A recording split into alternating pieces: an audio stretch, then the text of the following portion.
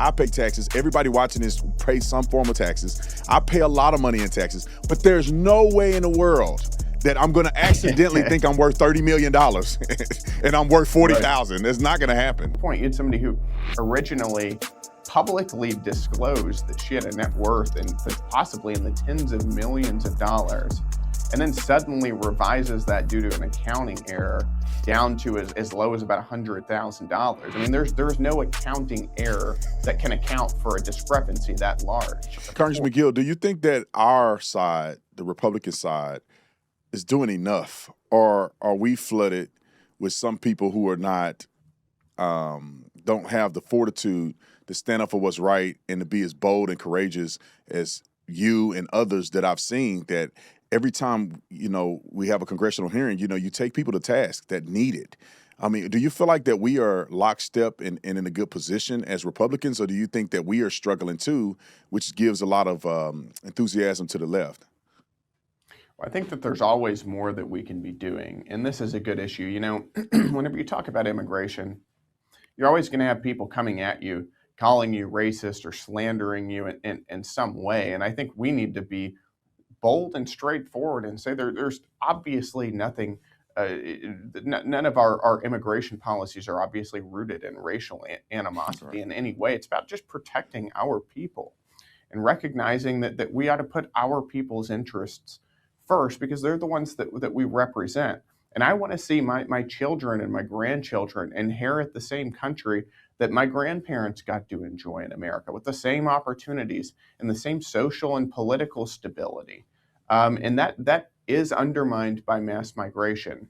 But to your original point, we've always got more. The left is clever, and they're very cunning, and they're ruthless politically.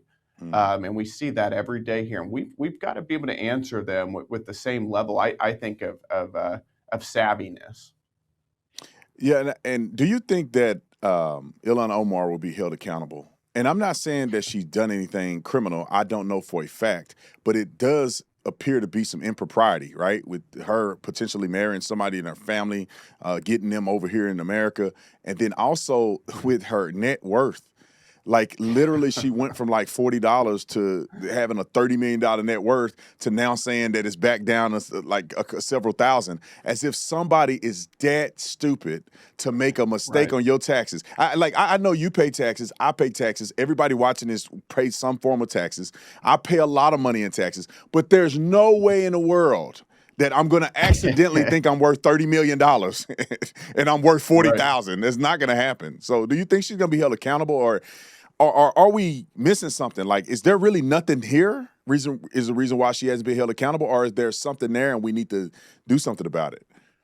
Yeah, I think there's usually, whenever with stuff like this, whenever there's smoke, there's fire. And this is somebody who, there are a lot of legitimate questions that we need to be diving into about her immigration status coming into the United States, and how honest and straightforward she was about that. But the net worth question, I think, is fascinating, because to your point, you had somebody who originally publicly disclosed that she had a net worth and possibly in the tens of millions of dollars, and then suddenly revises that due to an accounting error down to as low as about $100,000. I mean, there's no accounting error that can account for a discrepancy that large, of course. And again, this is all public. So this is something presumably that she looked into, oversaw. This is the kind of thing that we need to be, that I think that the ethics committee, who is tasked with overseeing things like this, ought to take a really deep dive into. Because this, if there's nothing there, then there's nothing there. But I think there are a lot of big questions here about her net worth.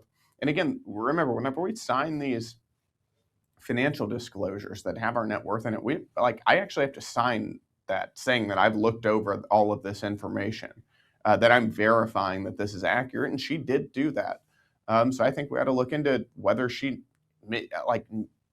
intentionally misled the American people. Yeah, that's very interesting. Like I'm not a big finance guy, but I'm not stupid either. And that, an accounting area that crazy, like somebody got to get fired over that. If because you got to think, if your net Right. worth is that, or if you have a extreme amount of income, you're going to be paying extreme amount of taxes. So if my CPA or somebody made a mistake that large where I now owe a burden of some crazy amount of taxes, or now people are perceiving that I have some incredible net worth and it's not even a fraction of it, some people need to go to jail over that.